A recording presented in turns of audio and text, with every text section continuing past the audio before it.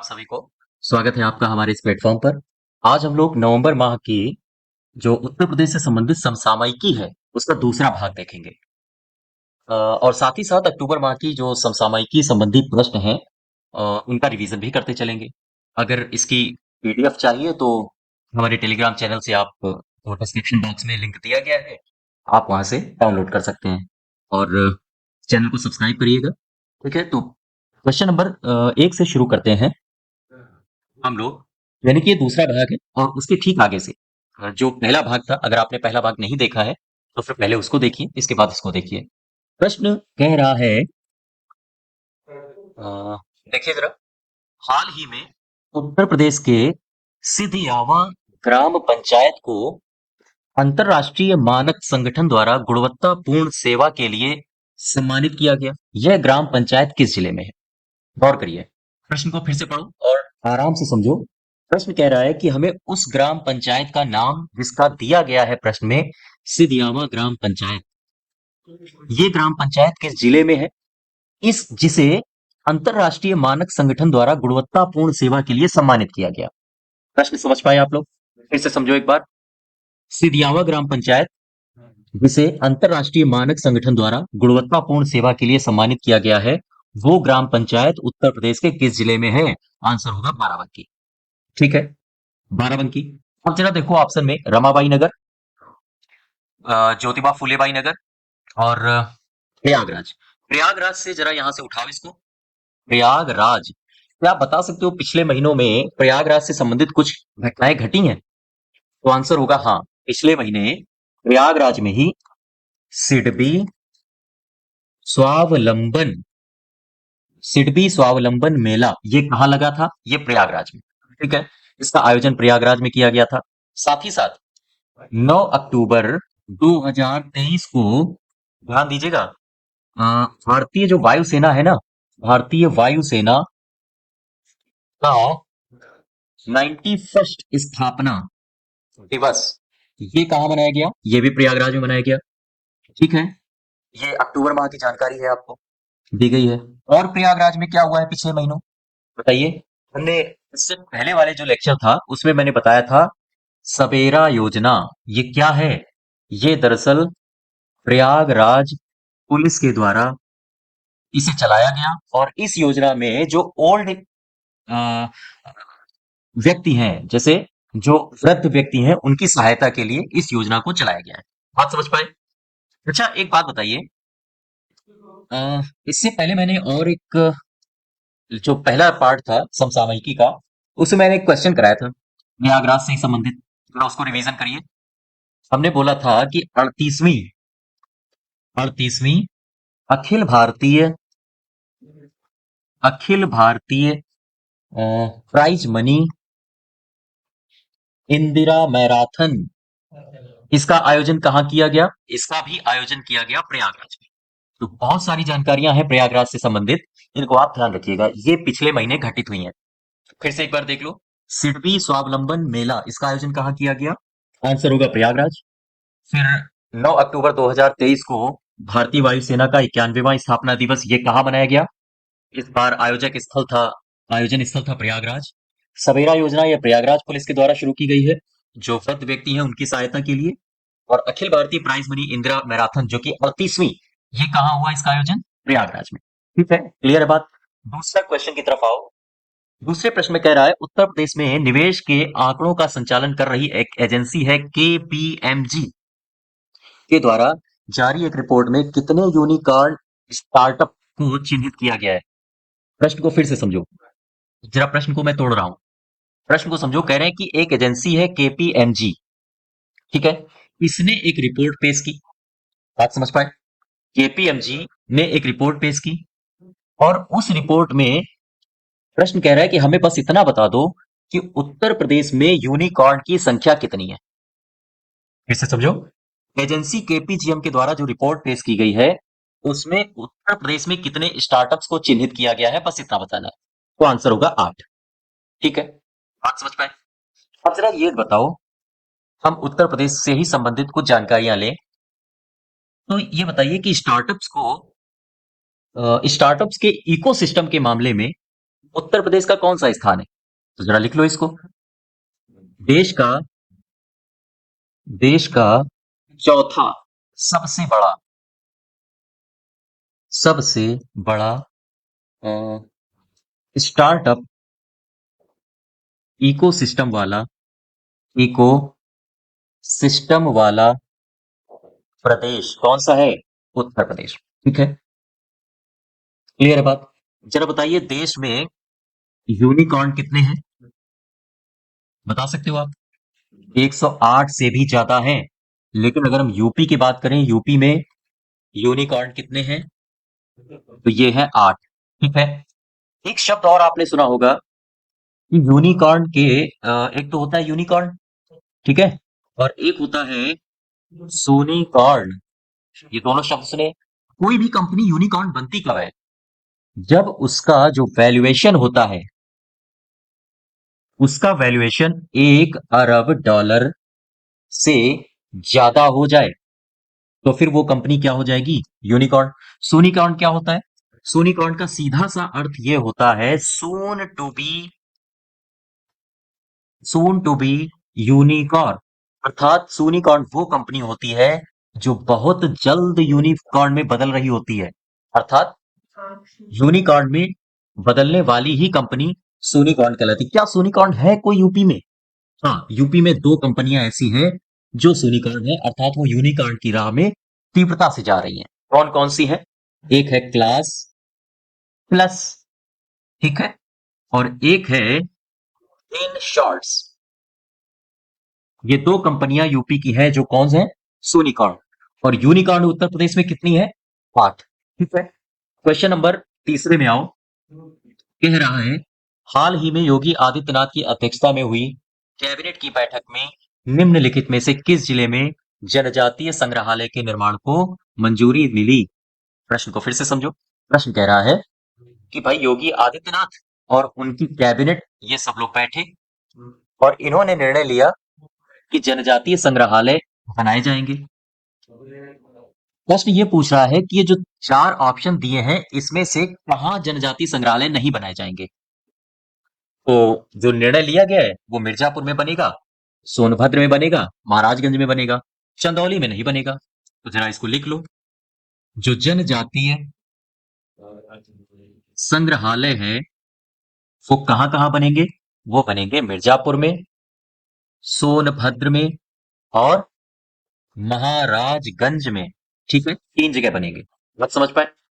अच्छा, यहां से हमें ये बताइए कि ये जो जनजातीय संग्रहालय बनेंगे, इसमें प्रत्येक संग्रहालय को केंद्र सरकार कितना रुपया देगी? 15 करोड़ रुपए। ये आप याद रखिएगा। प्रत्येक संग्रहालय, यानी 3 संग्रहालय बनेंगे 3 जगह, तो प्रत्येक संग्रहालय को कितना रुपया दिया जाएगा? 15 करोड़ रुपए। ठीक है, एक हल्का सा जरा यूपी की जनगणना से क्वेश्चन देखो जरा कैसा आता है। एसटी से संबंधित जनगणना, यूपी की जनगणना 2011। क्या हमें आप बता सकते हो कि एसटी का प्रतिशत कुल यूपी की जनसंख्या का कितना है? 0.6%। ठीक है, बात समझ पाए? यानी अगर हम आपसे पूछे उत्तर प्रदेश में कुल एसटी यानी अनुसूचित अनुसूचित जनजातियों का प्रतिशत कितना है? 0.6%। अच्छा बताओ, एसटी की आबादी सबसे ज्यादा कहाँ है? किस जिले में है? तो आंसर होगा सोनभद्र। ठीक है, फिर मैं आपसे पूछूं कि बताओ एसटी की आबादी किस जिले में सबसे कम है? आंसर होगा बागपत। ठीक है, यहां तक बात समझ पाए? क्वेश्चन एक बार फिर देख लो। कह रहा है कि जनजातीय संग्रहालय का निर्माण कहां कहां हुआ है? आंसर होगा मिर्जापुर, सोनभद्र और महाराजगंज। फिर इसमें जो अनुमानित राशि है वो प्रत्येक संग्रहालय को कितनी दी जाएगी? हाँ, 15 करोड़ रुपए। ठीक है, एसटी का प्रतिशत उत्तर प्रदेश की जनसंख्या में कितना है? 0.6%। और साथ ही साथ सबसे ज्यादा एसटी कहाँ है? सोनभद्र में। और सबसे कम एसटी कहाँ है? बागपत में। ठीक है, क्वेश्चन नंबर चौथे में आओ। कह रहा है कि नवीनतम बाघ जनगणना के आंकड़ों के परिप्रेक्ष्य में अमानगढ़, ये याद रखो, अमानगढ़ टाइगर रिजर्व में बाघों की आबादी में वृद्धि दर्ज की गई है। यह बाघ अभयारण्य कहाँ है? आपसे इतना पूछा है, फिर से समझो। कह रहे हैं कि भाई अभी बाघों की जनगणना हुई है और इस स्थिति में एक टाइगर रिजर्व है, अमानगढ़ टाइगर रिजर्व। यहाँ पर बाघों की आबादी ज्यादा पाई गई। तो हमें इतना बता दो कि ये जो टाइगर रिजर्व है ये उत्तर प्रदेश के किस जिले में है? बस सीधा सा सवाल यही पूछा है आपसे। अमानगढ़ टाइगर रिजर्व कहाँ है? अमानगढ़ टाइगर रिजर्व है, ठीक है, ये हो गया बिजनौर में। अब जरा इसमें देखो, एक ऑप्शन दिया है पीलीभीत। पीलीभीत से हमें बताओ, क्या पिछले महीने कोई घटना घटी? हाँ, पिछले महीने पीलीभीत से एक घटना ये घटी है कि अ, वन्य जीव संरक्षण और सतत पर्यटन विकास वर्कशॉप। बात समझना, पीलीभीत से एक घटना ये घटी है कि वन्य जीव संरक्षण और सतत पर्यटन विकास वर्कशॉप, इसका आयोजन किया गया कहां पर? पीलीभीत में। और इसका जो शुभारंभ यानी कि उद्घाटन किया गया है वो किया गया है योगी जी के हाथों, ठीक है, यानी हमारे मुख्यमंत्री के हाथों। प्रश्न आपसे ये पूछ सकता है कि वन्य जीव संरक्षण और सतत पर्यटन विकास वर्कशॉप का आयोजन अभी हाल ही के महीनों में कहां पर किया गया? तो आंसर होगा पीलीभीत। बात समझ पा रहे हो? अच्छा, एक व्यक्ति का नाम है, इनका नाम शायद आपने सुना हो अगर लगातार करंट आप फॉलो करते हैं। इनका नाम है योगेंद्र आहूजा। क्या बता सकते हो योगेंद्र आहूजा का संबंध उत्तर प्रदेश के किस जिले से है? आंसर होगा बदायूं। ठीक है, ये तो ठीक है। आखिर ये चर्चा में क्यों आए योगेंद्र आहूजा? तो इनको एक पुरस्कार मिला है, कौन सा है जरा इसको लिख लो। आनंद सागर स्मृति कथाक्रम पुरस्कार कब मिला? ये पुरस्कार 2023 का इनको योगेंद्र आहूजा को मिला और ये संबंधित कहां से है? संबंधित है बदायूं से। बात समझ पाए आप लोग? क्वेश्चन नंबर चौथे को जरा फिर से देखो। कह रहे हैं कि बाघ जनगणना के आंकड़ों के परिप्रेक्ष्य में अमानगढ़ जो टाइगर रिजर्व है वहां पर बाघों की आबादी बढ़ी है। ये जो टाइगर रिजर्व है उत्तर प्रदेश के किस जिले में है? तो आंसर होगा बिजनौर में। पीलीभीत से संबंधित कुछ जानकारियां हैं जो हमारे पिछले महीनों में काफी चर्चा में रही हैं। कौन कौन है? वन्य जीव संरक्षण सतत पर्यटन विकास वर्कशॉप, इसका आयोजन कहाँ किया गया? पीलीभीत में। इसका शुभारंभ अर्थात उद्घाटन किसने किया है? हमारे मुख्यमंत्री जी ने। और साथ ही साथ एक बदायूं का व्यक्ति है जिसको पुरस्कार मिला है और इसके चलते बदायूं भी चर्चा में आ गया। इस व्यक्ति का नाम है योगेंद्र आहूजा। पुरस्कार कौन सा मिला? आनंद सागर स्मृति कथाक्रम पुरस्कार 2023। बात समझ पा रहे हो आप? क्वेश्चन नंबर 5 में देखते हैं। कह रहा है कि हाल ही में 2800 कैदियों को 2800 कैदियों की क्षमता वाली प्रदेश की तीसरी बड़ी जेल ये अभी हाल ही में कौन सी बनी है? ये बनी है प्रयागराज का नैनी, ठीक है। इसका आंसर हो जाएगा पहला। प्रश्न को एक बार फिर से देख लो। अभी हाल ही में 2800 कैदियों को रखने के मामले में अर्थात 2800 कैदियों की क्षमता के मामले में उत्तर प्रदेश की कौन सी जेल तीसरी बड़ी जेल बनी है? तो है प्रयागराज का, हाँ, नैनी, ठीक है। अच्छा ये बताइए, ये एक ऑप्शन में कानपुर शहर दिया है, क्या कानपुर से पिछले महीने कोई घटना हुई है जो हमारे यूपी के एग्जाम से पूछी जा सकती है? तो जवाब आएगा हाँ, हुआ तो है। कौन सी घटना है? घटना है प्रधानमंत्री मातृ वंदन प्रधानमंत्री मातृ वंदना योजना 2.0। इसके लिए, इस योजना के लिए एक नया पोर्टल लॉन्च किया गया। कहां से किया गया? कानपुर से किया गया। बात समझ पाए? ठीक है। अच्छा, अ, एक गांव का नाम शायद सुना होगा आपने। एक गांव है जिसका नाम है वन टांगिया। ये वन टांगिया गांव कहाँ है? ये है गोरखपुर में। आखिर चर्चा में क्यों आया ये वन टांगिया गांव? आमतौर पर आपने देखा होगा जब दीपावली के आसपास प्रधानमंत्री जी अ, दीपावली मनाने के लिए बॉर्डर पर जाते हैं। ऐसे ही योगी आदित्यनाथ जब दीपावली इनको मनाने मनानी होती है तो फिर ये निकल लेते हैं वनटांगिया। और ये कहाँ है? गोरखपुर में है। तो यहाँ पर ये चर्चा में इसलिए आया क्योंकि यहाँ पर योगी जी ने दिवाली यहां पर मनाते हैं, ठीक है। और एक महोत्सव है जो पिछले महीने काफी चर्चा में रहा था, जिसका नाम है बदलापुर। बदलापुर महोत्सव। क्या बता सकते हो बदलापुर महोत्सव अभी पिछले महीने कब से कब तक चला है? 7 से लेकर 9 नवंबर तक ये बदलापुर महोत्सव चला। और ये कहाँ है, किस जिले में लगता है? ये है जौनपुर में। ठीक है, बात समझ पाए? फिर से एक बार देख लो क्वेश्चन को। हाल ही में 2400 कैदियों की क्षमता वाली तीसरी बड़ी जेल कौन बनी है? प्रयागराज का नैनी।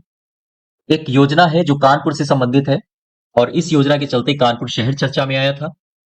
प्रधानमंत्री मातृ वंदना योजना 2.0, इसका नया पोर्टल कानपुर से लॉन्च किया गया।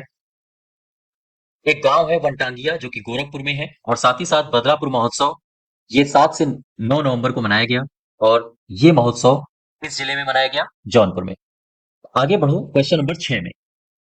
प्रश्न कह रहा है कि नवंबर 2023 को करीब 7 साल पहले प्रयागराज के झूसी में हुए बवाल में शांति व्यवस्था बनाए रखने के लिए इस पुलिस अधीक्षक को पराक्रम पदक से सम्मानित किया गया। बात समझना ठीक ठाक तरीके से।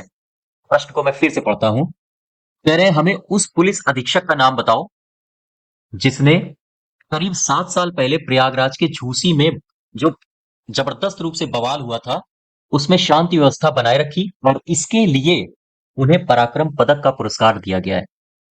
इन जनाब का नाम है गणेश प्रसाद साहा। ठीक है, बात समझ पाए?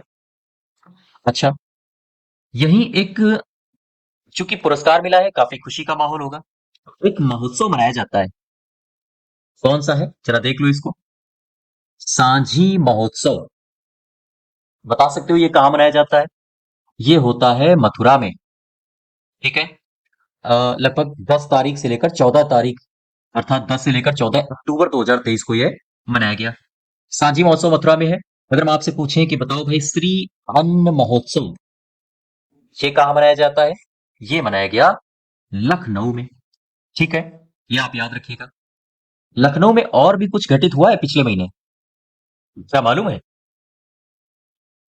देखो जरा, लखनऊ में जो किडनी मरीज हैं, बात समझना, लखनऊ में किडनी मरीजों के लिए डायलिसिस यूनिट की स्थापना की जाएगी। ठीक, कहां कहां की जाएगी? ये 3 जगहों पर की जाएगी। एक तो है लखनऊ, दूसरा है वाराणसी, और तीसरा क्या है? तीसरा है गोरखपुर।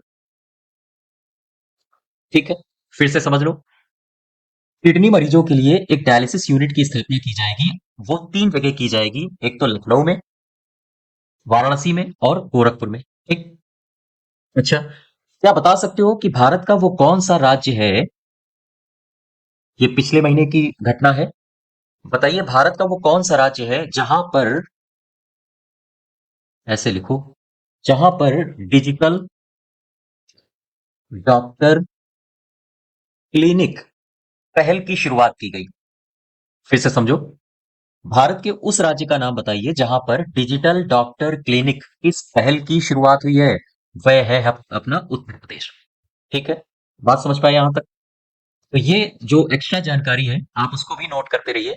ये पिछले महीने का, जिनको जिनको पता है वो एक तरह से रिवीजन के तौर पर लें, और जिनको नहीं पता है वो आप नोट करते रहिए, या फिर हमारी पीडीएफ में ये सारी की सारी आपको जानकारियां दे दी जाएंगी। ठीक है, तो क्वेश्चन नंबर 7वें में आओ। कह रहे हैं कि नवंबर 2023 में उत्तर प्रदेश के किस जिले में भारत के दूसरे फ्लोटिंग सीएनजी स्टेशन का शुभारंभ किया गया? ठीक है, तो प्रश्न ये आता है कि पहला कहां स्थापित किया गया होगा? भाई ये दूसरा पूछा है ना, प्रश्न को ठीक से देखो। ये पूछा है दूसरा, अगर दूसरा पूछ रहा है तो पहला भी तो फ्लोटिंग सीएनजी स्टेशन कहीं स्थापित किया गया होगा, तो वो कहां किया गया है देखो जरा। पहला फ्लोटिंग सीएनजी स्टेशन, इसका निर्माण कहां किया गया? इसका निर्माण भी किया गया है वाराणसी में, अर्थात दूसरे का भी निर्माण कहां किया गया है? वाराणसी में। ठीक है, वाराणसी में एक जगह है नमो घाट, इसका निर्माण यहां किया गया। और साथ ही साथ ये जो पहला है फ्लोटिंग सीएनजी स्टेशन, इसके निर्माण में गेल आपने नाम सुना होगा, gas authority of India limited, इसकी महत्वपूर्ण भूमिका रही है। ठीक है। अच्छा, ये एक जिला देखो जरा, हमारे उत्तर प्रदेश का सबसे उत्तरी जिला है, इसका नाम है सहारनपुर। सहारनपुर में पिछले महीनों एक घटना घटी थी। आ, आप ऐसे समझो इसको, अगर हम आपसे पूछे कि telecom telecom centre of excellence excellence ये देश का पहला है, अर्थात देश का पहला टेलीकॉम सेंटर ऑफ एक्सीलेंस, इसकी स्थापना कहाँ की गई है? इसकी स्थापना की गई है सहारनपुर में। ठीक है, की गई है नहीं मतलब बनेगा भविष्य में, अभी ये प्रस्तावित है। और इसमें जो लागत आएगी, ये आएगी 30 करोड़ रुपए। ठीक है।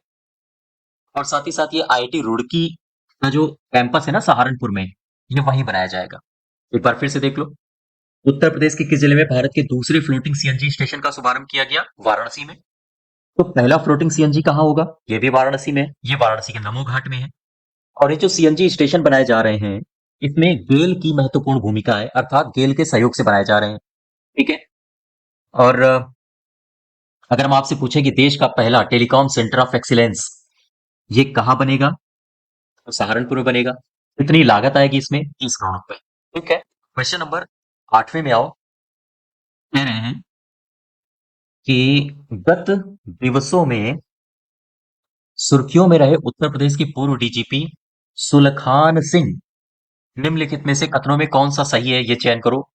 इनके बारे में जानकारी दी गई है, जरा देख लो इनको। कह रहे हैं सुलखान सिंह नवंबर 2023 में इन्होंने बुंदेलखंड को अलग राज्य बनाने की मांग रखी थी। हाँ सही है। इन्होंने बुंदेलखंड लोकतांत्रिक पार्टी का गठन किया है। हाँ ये भी सही है। इसको ध्यान रखिएगा, ये उत्तर प्रदेश से संबंधित है, आपके एग्जाम में पूछा जा सकता है क्यों। हाँ, लोकतांत्रिक बुंदेलखंड लोकतांत्रिक पार्टी किनकी है? सुलखान सिंह की है। ठीक है। और ये बंदा जो है पूर्व डीजीपी, ये बांदा जिले से है, याद रखिएगा, अर्थात ये बुंदेलखंड से ही है और बुंदेलखंड को अलग राज्य बनाने की मांग पर अड़े हुए हैं। ठीक है। अच्छा, यहां से देखो आप, अ, एक इंफॉर्मेशन है आपके लिए, वो ये है कि जो बनारस, आपने नाम सुना है बनारस? बनारस में एक स्टेडियम बना है, आपने गंजारी का नाम सुना होगा। तो बनारस स्टेडियम की ही तर्ज पर अलीगढ़ में भी अलीगढ़ में भी एक अंतरराष्ट्रीय स्टेडियम बनेगा। अर्थात ये प्रस्तावित किया गया है कि जो बनारस स्टेडियम है, उसी की तर्ज पर अलीगढ़ स्टेडियम, अलीगढ़ में भी एक अंतरराष्ट्रीय लेवल का स्टेडियम बनाया जाएगा। और इसके लिए 400 करोड़ रुपए की, हाँ, राशि आवंटित करी जाएगी। ठीक है। और साथ ही साथ इसको भी आप नोट कर लीजिए, ये Pilibhit tiger reserve, Pilibhit tiger reserve में पर्यटकों को लुभाने के लिए यहाँ पर एक बस सेवा शुरू की गई है, बस सेवा। ठीक है। इस टाइगर रिजर्व में क्या नाम है इसका? इसका नाम है चूका एक्सप्रेस। चूका बीच है दरअसल पीलीभीत में, तो उसी के नाम पर रखा गया है। फिर से समझो, ये जो चूका एक्सप्रेस है, दरअसल चूका एक बीच है पीलीभीत में, उसी के नाम पर इसका, इस बस सेवा का नाम रखा गया है चूका एक्सप्रेस। ठीक है। तो क्वेश्चन नंबर नेक्स्ट, यानी कि 9वें नंबर में आओ। कह रहे हैं कि नवंबर 2023 में प्रदेश के दिग्विजय नाथ स्नातकोत्तर, ऐसे लिखा जाएगा, स्नातकोत्तर महाविद्यालय में पर्यावरण प्रौद्योगिकी एवं सतत ग्रामीण विकास विषय पर आयोजित 2 दिवसीय राष्ट्रीय संगोष्ठी का उद्घाटन योगी जी ने किया। यह महाविद्यालय किस जिले में है? तो आंसर होगा, यह महाविद्यालय कहाँ है? यह महाविद्यालय है आपके आजमगढ़ में तो नहीं है, मुरादाबाद में नहीं है, गोरखपुर में है। क्वेश्चन को फिर से समझो जरा, काफी बड़ा प्रश्न है। हाँ, क्वेश्चन में कह रहा है कि योगी जी ने 2 दिवसीय राष्ट्रीय संगोष्ठी का उद्घाटन किया। इसका विषय था पर्यावरण प्रौद्योगिकी एवं सतत ग्रामीण विकास।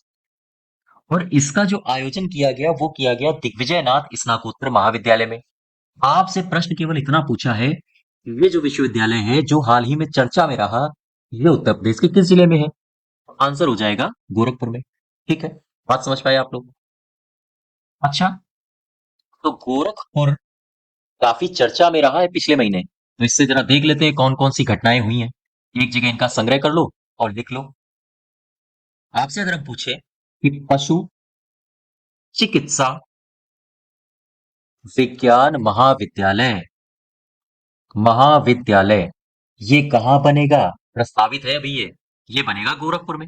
फिर से समझो, पशु चिकित्सा विज्ञान महाविद्यालय ये कहाँ बनेगा? ये बनेगा गोरखपुर में। ठीक है, और क्या घटना है गोरखपुर से पिछले महीने जो घटित हुई है? हम अगर आपसे पूछे कि बताओ भाई, ज्ञान डेयरी दुग्ध उत्पादन परियोजना का लोकार्पण ये भी कहाँ किया गया? ये भी किया गया गोरखपुर में। फिर से समझो, ज्ञान डेयरी दुग्ध उत्पादन परियोजना का भी लोकार्पण कहाँ किया गया? उत्तर प्रदेश के गोरखपुर में। किसने किया? तो फिर योगी जी ने, हमारे सीएम ने किया। गोरखपुर से एक बात और निकल के आती है, दरअसल ये है कि जो गोरखपुर गोरखपुर नगर निगम है, तो गोरखपुर नगर निगम ने एनटीपीसी से समझौता किया है। किस लिए समझौता किया? ठीक है, ये तो बात समझ में आ गई, कर लिया। किस लिए किया? तो गोरखपुर में बनेगा चारकोल प्लांट। बात समझ पा रहे हो? अर्थात चारकोल प्लांट बनाने के लिए गोरखपुर नगर निगम और एनटीपीसी ने आपस में हाथ मिलाया। आपसे प्रश्न ऐसे पूछा जा सकता है कि गोरखपुर नगर निगम ने किसके साथ समझौता किया है ताकि गोरखपुर में एक चारकोल प्लांट स्थापित किया जा सके, है ना? तो इसको ध्यान रखिएगा आप लोग। और गोरखपुर में क्या हुआ है? गोरखपुर में अभी हाल ही के महीनों में रेशम कृषि महोत्सव मनाया गया है। आपसे अगर पूछे महोत्सव, आपसे अगर पूछे कि बताओ भाई उस जिले का नाम बताइए जहां रेशम कृषि महोत्सव मनाया गया, तो आंसर होगा गोरखपुर। ठीक है, प्रश्न 10वें में आओ। कह रहा है कि राष्ट्रीय राजधानी क्षेत्र की तर्ज पर अब उत्तर प्रदेश में भी राजधानी लखनऊ को भी विकसित किया जाएगा। जैसे आपने एनसीआर का नाम सुना है? एनसीआर, एनसीआर में हरियाणा के भी जिले हैं, उत्तर प्रदेश के भी जिले हैं, और आसपास के जैसे राजस्थान के भी जिले हैं। तो इसी तर्ज पर अब उत्तर प्रदेश में राज्य राजधानी क्षेत्र भी विकसित किया जा रहा है। एनसीआर को क्या कहेंगे? राष्ट्रीय राजधानी क्षेत्र। और जो दिल्ली के लखनऊ के आसपास जो क्षेत्र विकसित किया जाएगा उसे कहेंगे राज्य राजधानी क्षेत्र। तो जरा देखो, एक बीच में हो जाएगा लखनऊ और इसके आसपास के जिले हो जाएंगे, जैसे हरदोई, जैसे सीतापुर सिटी। ठीक है, और इधर हो जाएगा रायबरेली, बाराबंकी। ठीक है, और कौन हो जाएगा आपका? हरदोई हो गया, सीतापुर हो गया। ठीक है, लखनऊ स्वयं हो गया, और लखनऊ के इधर हो जाएगा उन्नाव। तो ये जो सारे के सारे क्षेत्र हैं, ये आपके आएंगे राज्य राजधानी क्षेत्र में। तो सबसे पहला कौन हो जाएगा? हरदोई। दूसरा कौन होगा? सीतापुर। तीसरा कौन होगा? उन्नाव। चौथा ये होगा स्वयं लखनऊ। ठीक है, क्योंकि लखनऊ के आसपास का क्षेत्र लेना है। पांचवा कौन होगा? रायबरेली। और छठा कौन होगा? छठा होगा बाराबंकी। अर्थात राज्य राजधानी क्षेत्र में ये सारे के सारे जिले आपके समाहित हैं। तो आंसर क्या हो जाएगा? सभी। ठीक है, क्लियर है बात?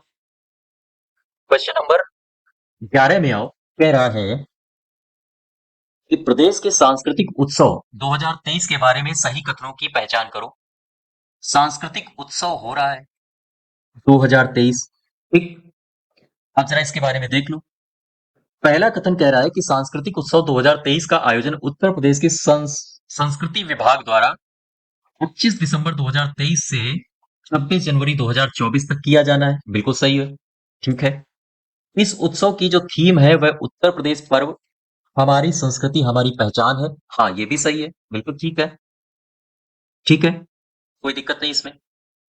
अच्छा, अब जरा हमें एक बात बताइए, ये जो पूरा का पूरा सांस्कृतिक उत्सव हो रहा है और हमारे जो उत्तर प्रदेश की राजधानी है वो है लखनऊ। अभी हमने पीछे भी देखा था, राज्य राजधानी क्षेत्र स्थापित किया जा रहा है। क्या आप बता सकते हो कि लखनऊ में पिछले महीने कौन कौन सी घटनाएं घटी हैं? क्विक रिवीजन मारो जरा। जैसे एक घटना घटी है, काफी चर्चा में रही है ये पिछले महीने। पहली बार ट्रांसजेंडर ट्रांसजेंडर प्राइड परेड ये कहाँ आयोजित की गई? लखनऊ में। फिर अगर हम आपसे पूछें कि बताओ भाई, India food expo, India food expo 2023 इसका आयोजन कहाँ किया गया? लखनऊ में। चलिए एक और बताइए, क्वेश्चन लखनऊ से ही है। भारत का सबसे बड़ा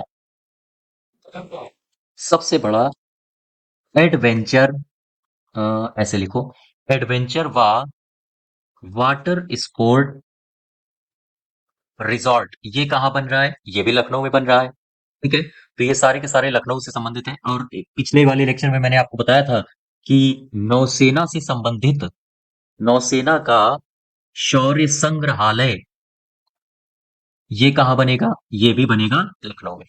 ठीक है, यहां तक बात समझ पाए आप? क्लियर है बात? अच्छा, क्वेश्चन नंबर 12 में आओ। कह रहे हैं कि ब्रजेश पाठक जो है उत्तर प्रदेश के उप मुख्यमंत्री हैं। बात ठीक है बिल्कुल।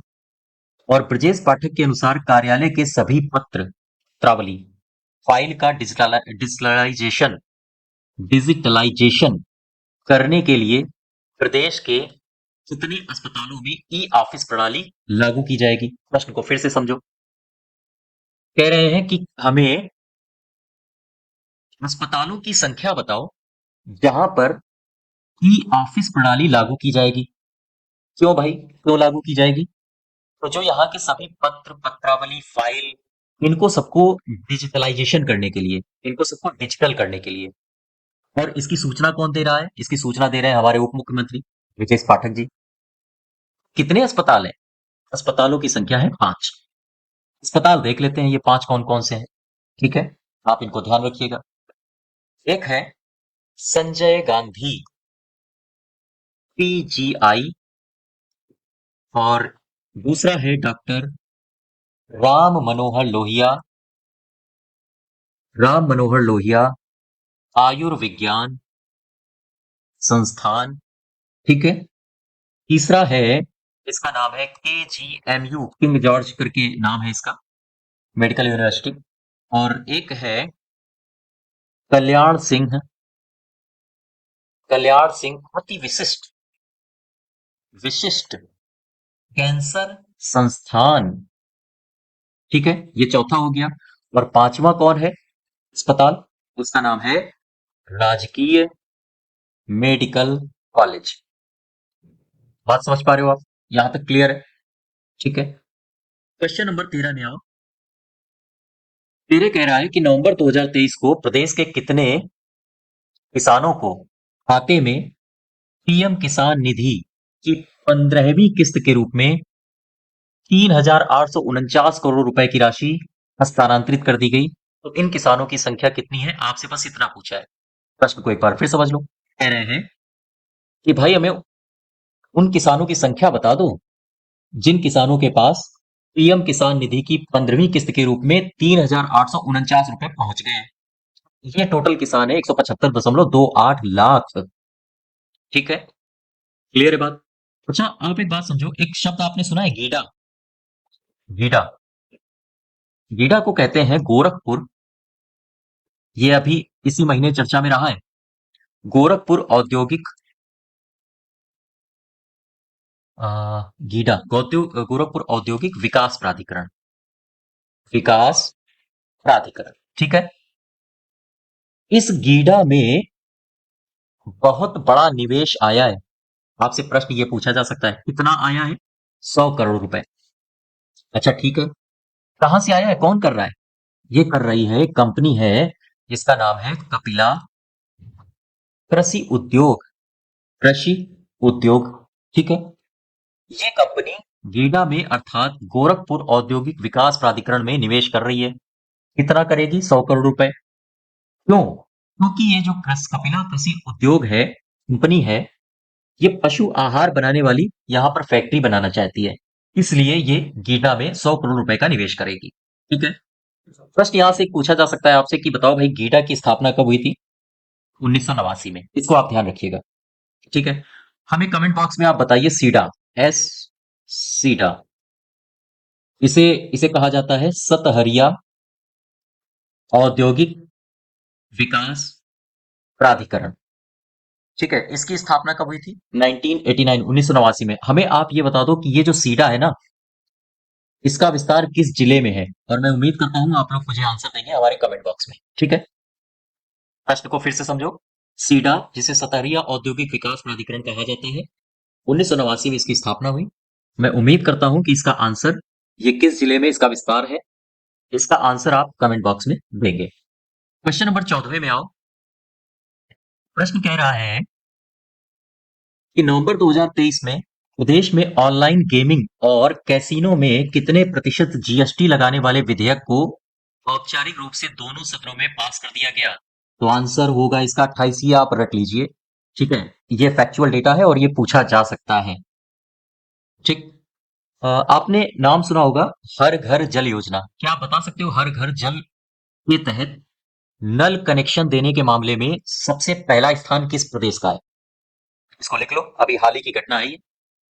हर घर जल योजना के तहत, योजना के तहत नल से कनेक्शन देने के मामले में यूपी का पहला स्थान है। इसको ध्यान रखिएगा आप, क्लियर है। और क्वेश्चन नंबर 15 है हमारा। हाल ही में योगी सरकार ने 25 नवंबर को, ये आप डेट याद रखिए, 25 नवंबर को टी.एल. वासवानी की जयंती पर कौन सा दिवस मनाने की घोषणा की है? तो ये है नो नॉन वेज डे, यानी मांस रहित दिवस, ठीक है, मांस रहित दिवस। अच्छा, यहां से एक बात बताओ, एक आपने संस्था का नाम सुना होगा, इसका नाम है population start, sorry population first,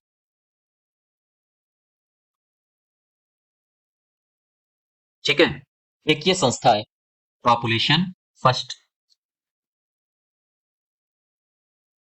अच्छा, ये बताइए ये संस्था काम क्या करती है, इसका काम क्या है? ये दरअसल लैंगिक समानता के क्षेत्र में कार्य करती है, अर्थात समाज में कोई लिंग भेद ना हो, उसको नल एंड वाइड करने के लिए, अर्थात उसको शून्य करने के लिए ये संस्था रात दिन काम करती है, ठीक है। तो इस संस्था ने एक शख्स को पुरस्कार दिया है। ये शख्स है चंद्रभान यादव, और ये व्यक्ति है अमर उजाला के स्टेट ब्यूरो। फिर से समझो, एक संस्था है पॉपुलेशन फर्स्ट, और इसने ये काम क्या करती है? दरअसल ये लैंगिक समानता के क्षेत्र में काम करती है, और इस संस्था ने चंद्रभान यादव को एक पुरस्कार दिया है। आपसे ये पुरस्कार पूछा जा सकता है, कौन सा दिया है? तो इसका नाम है लाडली मीडिया अवार्ड 2023, ठीक है। यहां तक क्लियर है? यहां तक बात समझ पाए आप लोग? क्वेश्चन को फिर से एक बार समझ लो। हाल ही में योगी सरकार ने 25 नवंबर को साधु एल वासवानी की जयंती पर कौन सा दिवस मनाने की घोषणा की है? हाँ, मांस रहित दिवस, अर्थात नो नॉन वेज डे। कब? 25 नवंबर को। एक संस्था है पॉपुलेशन फर्स्ट, काम क्या करती है? लैंगिक समानता के लिए काम करती है। इसने चंद्रभान यादव को कौन सा पुरस्कार दिया है? लाडली मीडिया अवार्ड, ठीक है। तो ये था हमारा नवंबर माह का दूसरा लेक्चर, और मिलते हैं हम लोग अगले महीने की करंट अफेयर अर्थात उत्तर प्रदेश की समसामयिकी के साथ, ठीक है। तो इसकी पीडीएफ आपको टेलीग्राम पर मिल जाएगी। साथ ही साथ चैनल को सब्सक्राइब अवश्य करिएगा। धन्यवाद।